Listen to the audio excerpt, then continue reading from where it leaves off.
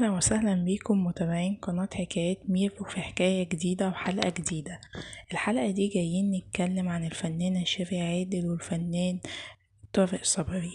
كشف الفنان طارق صبري حقيقة انفصاله عن الفنانة شيرين عادل بعد تداول شائعات تزعم انفصالهم خلال الساعات الماضية، خاصة مع حذف شيرين عادل الصور اللي جمعتهم على حسابها على الانستا.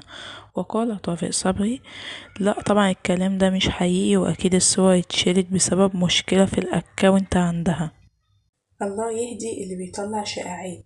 وتفاجأ المتابعين بحذف شيرين عادل جميع الصور اللي كانت بتجمعها بزوجها من على حسابها على الانستا، ولكنها ما زالت تستمر في متابعته. وتحدثت شيرين عادل عن زواجها من الفنان طارق صبري، مؤكدة ان هو زوج داعم ومشجع، وقالت خلال لقائها: ممكن يكونوا اتنين متجوزين في نفس المجال بس مش بيشجعوا بعض، بس طارق بيشجعني جدا وبيساعدني وواقف في ظهري دايما.